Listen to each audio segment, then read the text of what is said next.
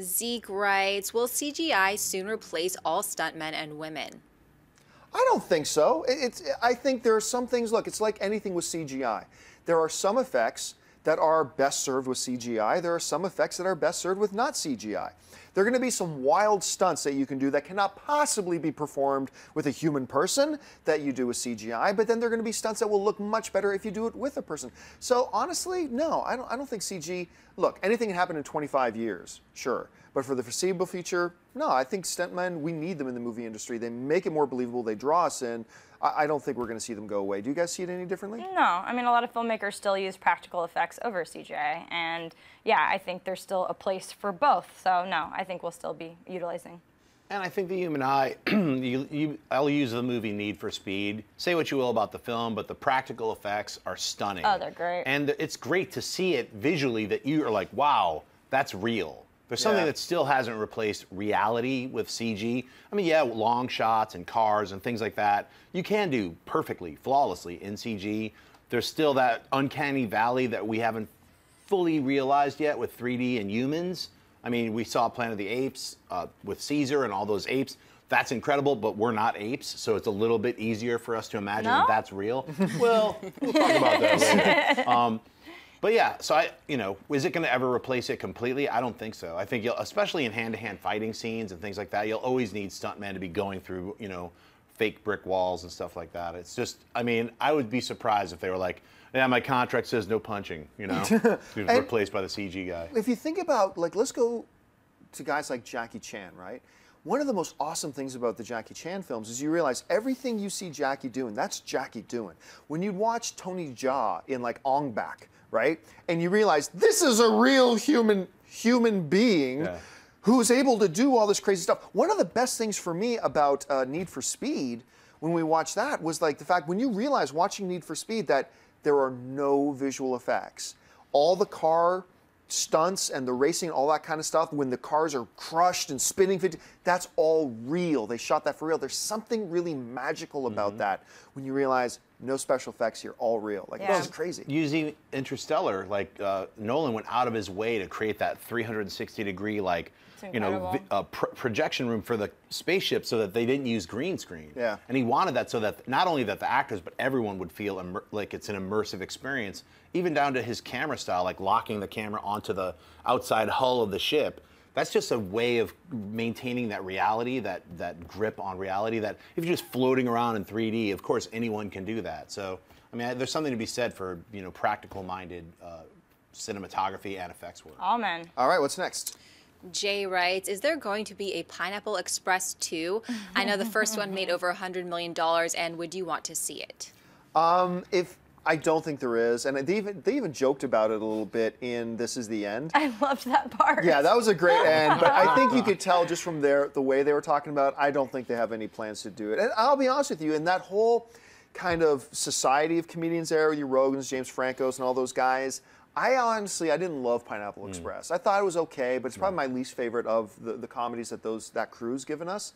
So, and by the way, really, every trailer I see for the interview is making me look forward to that movie more and more. Anyway, do you guys think, have you heard anything, or would you want one? I haven't heard anything, and I don't need it either. I mean, whether it's them producing, writing, starring, we had Neighbors, and we had, This Is the End, which I loved, and the interview, and they seem extremely busy, and, it would be a fun little treat for their fans who want it, like the guy who just wrote us, but I don't feel the desire. I'm loving their new work that's been coming out, so I'd rather see them continue with that. I say if they can crack one out in a month, it's a big, it's a big stoner comedy. Pineapple Express, big, I mean, come on. They would just be like, let's bust it out right in a weekend, get Gordon Green back in there to direct it, have fun. I mean, it'd be a low-budget, fun film. How I would try to, look, it didn't make, it's not like Dumb and Dumber 2 where people are like, where's the sequel? And even 20 years later, it's like, oh, it's, hopefully it's really, really funny. Pineapple Express made its money. It was funny. It was okay. It wasn't like, it's not in my top 100 films,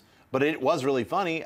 If they had a Pineapple Express and it was on rental, I'd rent it. I'd be like, yeah, of course I'll see that. All right, let's do 2 more rapid fire here. Right.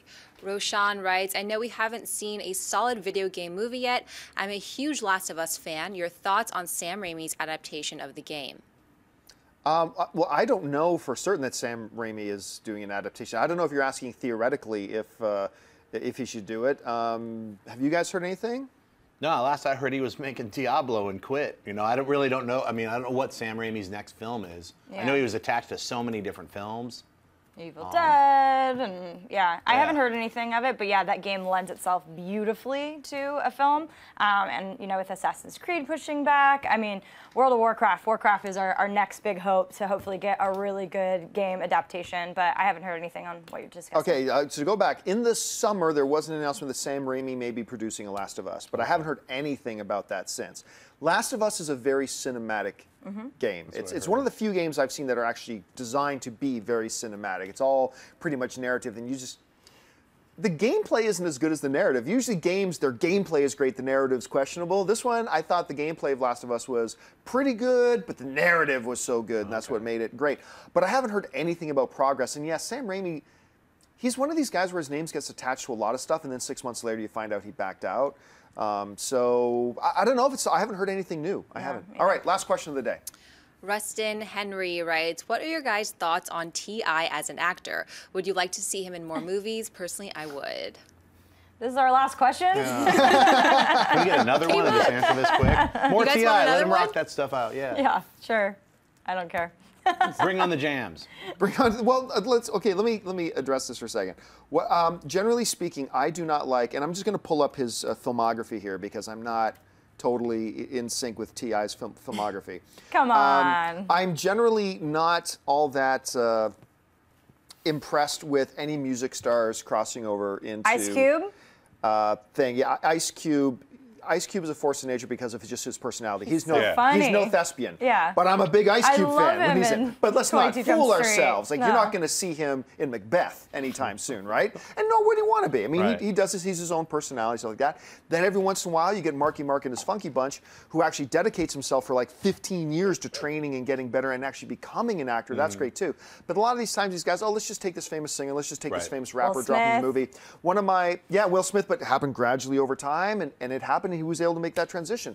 It certainly happens.